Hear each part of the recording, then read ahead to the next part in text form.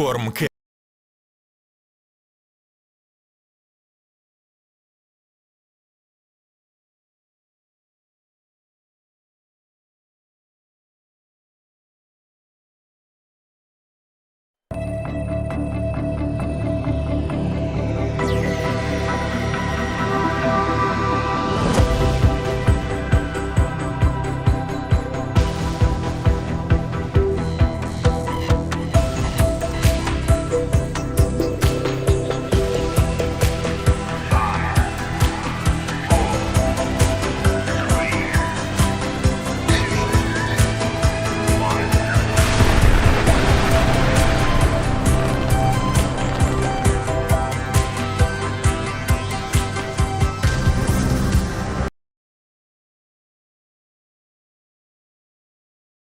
that we know that it's not a Falcon 9 in the middle there, and it's just a different kind of rocket. Yes, it uses the same kind of Falcon architecture, but fueling this is still vastly, it's still a different rocket from Falcon 9. All It has right. some changes. Good point. And all of that to this point in the timeline that we've been seeing indicates they are going for the firing at 8 p.m. if everything stays on track. Right, yeah. And in fact, right on And cue. there we go. Thank you, Yeah. Michael Baylor, who's in the back end. At least I think Michael's the one that did that. We got like all three producers involved with this at this point. But yeah, we got that T-minus clock, which is counting down till 8 p.m. Eastern time, which should, again, be the T0 for this test based on all of the events and things that we've seen. It's like having an Adrian spreadsheet, but way more precise. No offense, Adrian, but you know, No, SpaceX kind of gives us the answers, so it's a little different. If I could beat a launch schedule, that would be an achievement. No way. All And just right, to point out, while we're so talking about the venting is, for those who haven't seen, completely normal as the super cooled gases hit the warm Florida air as they purge and clean some of the lines out as they continue with fueling. As well right. as some of the cold fuels on the outside of the rocket, too. Same thing. That warm Florida air will get you. There we go. All right, we do have some questions that have come in, and we do like try to answer some questions. So since we got about 14 minutes before T0, let's try to speed run through a couple of these. And the first one from John is asking, what's the expected duration of the static fire test? They would guess about 5 seconds. Anyone have varying guesses? It should just be a few seconds, right? Yeah, the heavies in the past have done anywhere between 5 and 7 Hmm. seconds. But I think once we got into the more reliable Block 5 variants, it's been closer to 5. But the amount of time that they static fire, even a Falcon 9, can depend on mission parameters and customer Sure. requests and booster ages and yada yada yada yada yada. You know, and I don't mean that to be flippant. I mean it can really depend on a lot of different factors. So yeah, about 5 seconds, but don't be shocked if it's 4. Don't be surprised if it's Yeah. 6. It's kind of one of those things. Yeah. Right.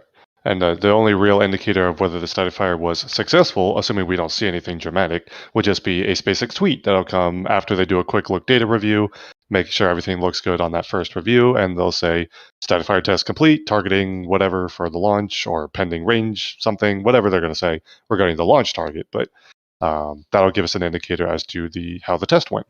About that ignition sequence, I believe in the past they light the side boosters just like a couple seconds before the center core, right? So the ignition sequence has altered just a little bit as they've gone through different iterations. You're exactly right. On the very first one, Thomas, they lit the side cores about T-7 seconds. So you had really huge buildup until the center core, the first stage, lit at the very end there, and then the ignition sequences have actually moved a little bit closer to T0 with some of the others, but it is still a bit of a different startup process because you have to account for the extra acoustics, the extra vibration, and everything that's going through the transporter erector, that's going through the vehicle as you perform that startup sequence. So it's not only a matter of staggering the start of the individual engines from one another, but it's also a matter of staggering how they start on the boosters based on how the thrust and the loads are changing through the system as those engines come up. Yeah, gotcha. So my apologies. I assumed that was still the same, but that's only a demo flight thing. So thank you for correcting me. All right, another question here. KK asking, could this launch have been on a Falcon 9? Why are they using a Falcon Heavy? Is it because it's going directly to Geo? Yeah, a lot of that Sawyer? has to Yeah, do go for it. with the payload on board, and we know for sure there was at least one payload confirmed, the Tetra 1 satellite. Beyond that, we don't know if there's one or more additional satellites. We know it's at least one more for the U.S. Space Force. It is a classified payload, but as you mentioned, this one is going to be a first for Falcon Heavy, in that rather than dropping off the satellite in a geostationary transfer orbit, this one will take it all the way to geostationary orbit, almost 23,000 miles up. So once it lifts off and we finally have second engine cutoff, SECO, it then has a nearly 6-hour coast as it goes all the way up to essentially its apogee there before firing again to drop off its payload in GEO. So that is a large part of it. And then what I absolutely love, Sawyer, is that if some of you have probably noticed, the second stage looks a little odd, not just because it doesn't Oh, have the yeah. payload fairing, but because it has a gray stripe at the bottom, that the bottom part of it is gray. And this is actually a direct function of the prolonged coast up to geostationary orbital altitude and then the relight, because that gray stripe with the white actually allows for thermal conditioning of both of the propellant tanks, both the propellant and the oxidizer tank on the second stage, allowing them to maintain their cryogenic temperatures much better than they would be with just a pure white stage, and maintain the temperature differentials between the two and the common bulkheads as well. So it's a little piece of thermal control that sort of belies the extended duration of the mission for the second stage here. Awesome. Yeah, thank you for pointing that out, Chris. Next question here. Amiga asking, why is there a 20-minute event or a 22-minute event in Falcon Heavy's case for a static fire? They're not going to fire the Merlin vacuum engine. That would be problematic. No, they are not. But static fires for the Falcon Heavies and Falcon 9s are designed to be absolute full up practices of the countdown to the extent that you can. Obviously, you can't practice the parts with the payload if the payload isn't there. But the only main difference is that when they light the engines, the clamps on the launch pad are just told by the software, this is a static fire, don't let go of the rocket, just keep holding it down. But other than that, it is essentially a launch. They need range support just as if it is going to be a liftoff and stuff like that, because you have to prepare for those eventualities. So they still do the vent because they're actually testing the entire countdown process, save for the hold downs actually releasing the vehicle. And obviously, as including we go ahead, Soya. I was going to say, and obviously, as we've seen with other rockets, this is the time to test every single feature, every valve, every vent, every fuel line, because if there is a problem, now is a good time to fix it rather than on launch day with that payload on board. Yep, there you go. All right, we've got about 8 minutes to go, so we should be getting up. I believe at 7 minutes is still the MVAC. No, not MVAC. It's not MVAC. Merlin 1D engine chill on the 3 first stages. We won't see anything visual on that, but that's just another milestone in the countdown. Prepare the engines to ignite. Also got a couple of super chats in here really quick. Maurice became a PadRep member, so we appreciate that. Modi Space Industry says, can't believe the last time this rocket flew, we didn't even have the Thomas fan club. Thanks, Modi Space. Appreciate Oh my it. God. And then Carrie Ann became a always appreciated. All right.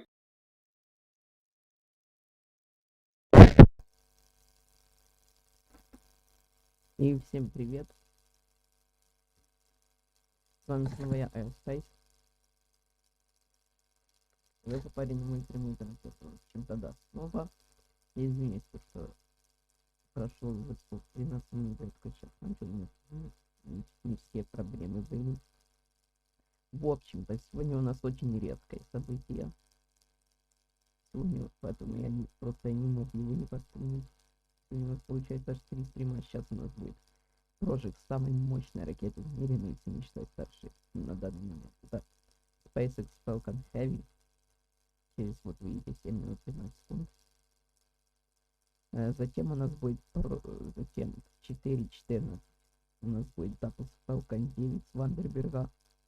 Площадке ЛТ-4 с 50 спутниками стоите. Потом где-то еще в 5-6 утра, я точно еще не знаю сколько, будет стыковка прогресс МС-21 с МКС. Мы все это будем стримить. Естественно. В общем-то, да, прожиг у нас запланировано ровно на 3 ночи по московскому времени, примерно ровно. Потому что это не официальный стрим SpaceX, это стрим NASA SpaceX. SpaceX не делает официальных стримов прожигов, только стримы запуска не делает, и все. Почему-то странные люди, конечно, какие-то. Ну, хотя и зачем им это делать, в принципе, если и так и обычные люди могут это тоже делать. В принципе, да, им нужно делать только стримы запуска, потому что, ну, чтобы можно было на рокет-хану посмотреть, а обычных людей же нет доступа к рокет-хану. Короче, да, 6 минут у нас остается. Это у нас прожиг будет длиться всего лишь 5-7 секунд. Почему? Мощность первой ступени боковых ускорителей примерно 22 800 килоньютон, насколько я помню. Ну, если прожиг будет длиться долго, ну так, то этого просто не выдержит и развалится на.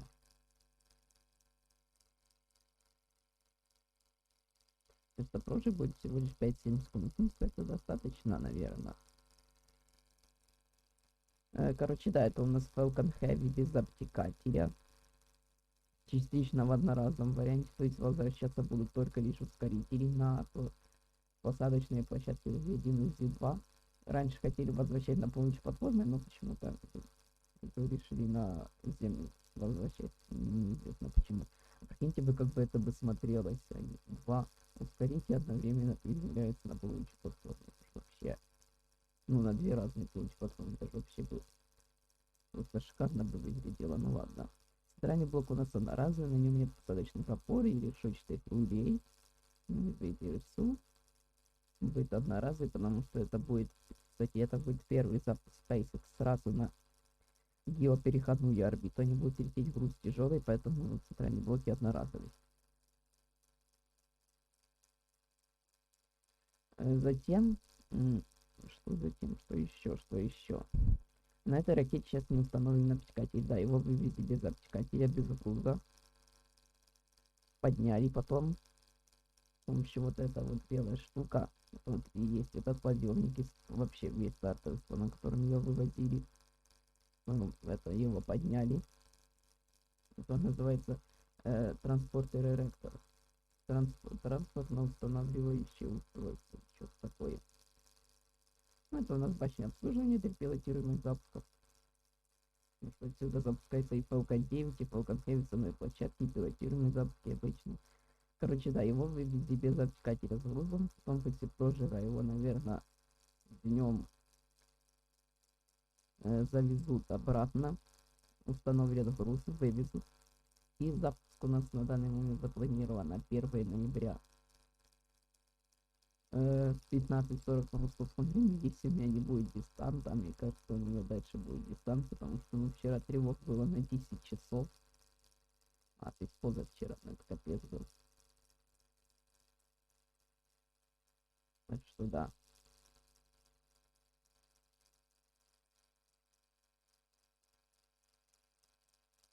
Ну и обязательно будет тест-стрим, я начну еще за 2 часа, где-то до запуска. Ну, давайте я вам вообще, в принципе, расскажу немного про эту ракету. Короче, Falcon Heavy — это у нас двухступенчатая ракета сверхтяжелого и тяжелого класса. Разработана компания SpaceX. Первый запуск у нас был, кстати, у нас было всего лишь 3 запуска. Первый был 8 февраля 2017 года, полностью на разовом варианте. Это они просто запустили Теслу Ростер в сторону Марса куда-то. Она сейчас где-то там летает на орбите вокруг Солнца. На эллиптической орбите Солнца. Да. Центральный ускоритель серии успешно на Землю. Центральный блок не сел. Потом у нас был в 2019 году, не помню. Я не помню, когда где-то в начале 2019 года у нас был запуск спутников миссии Арабсат-6А. Там в серии все 3 ускорителя удачно, но из-за того, что робот не смог прикрепить центральный блок на двоечку подхода, он потом упал, ну и разбился. И потом, тоже в 2019 году, где-то в середине, я тоже не помню когда, был запуск это значит, что тогда прошло где-то минуты полторы-две остается, если не испарение.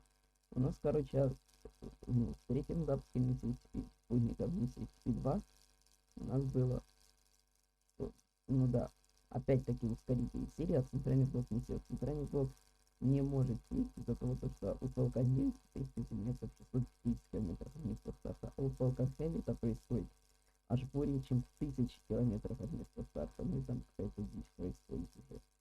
И там скорость намного больше скорость, поэтому там куда сложнее приземлиться.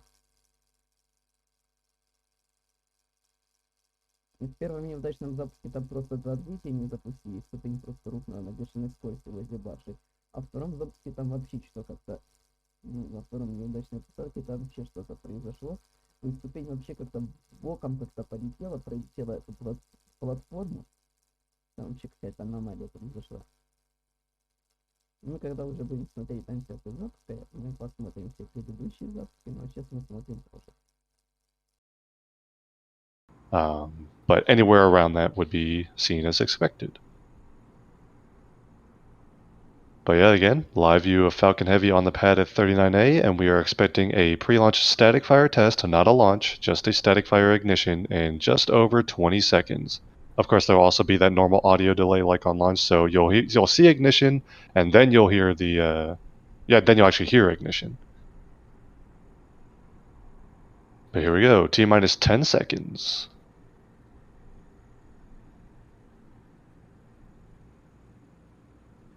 And there's ignition.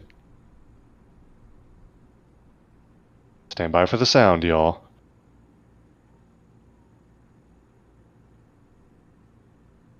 Looks like about 8 seconds of burn or so. Yeah, I counted 7.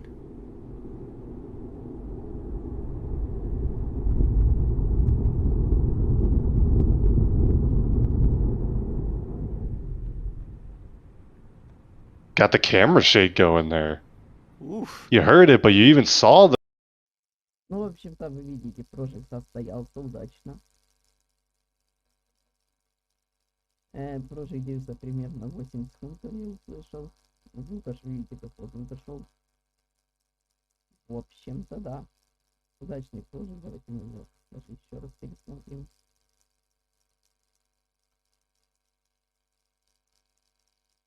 Просто хочу еще раз его пересмотреть. Ну, он ночью, поэтому дым особо не видно. Хотя нет, видно, вот видите, слева дыма особенно. Сейчас посмотрим еще с других камер. Если у нас они есть. Наверное, все то же самое.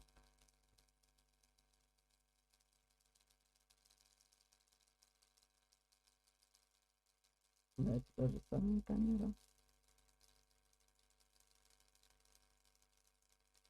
Может быть, у них бывает. Ну, вот это другая прямая трансляция. Ну, тут вот примерно все то же самое. А хотя, давайте посмотрим.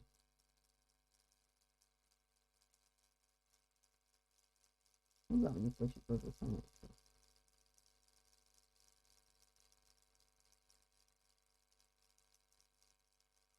Они вот еще подальше показали, как выйти. Ну да, дым это физически, конечно. Но мне кажется, вот когда был первый прожиг, вот мы вначале его видели, там, мне кажется, дыма было побольше, конечно. Он прям намного больше, чем ракета был. Кстати, вы еще посмотрите, вот. Сейчас. Вот, перед самым прожигом, вот видите, зеленую штуку, вот, видите, да, зеленые там внизу ракеты. Это, короче, смесь без зажигания, потому что видите, это смесь без зажигания, и вот она зеленая, уже в том самом плане. Получается. Ну, в общем-то, да, мы будем, наверное, уже заканчивать, потому что, ну, что нам еще делать? Всем спасибо за просмотр и всем пока.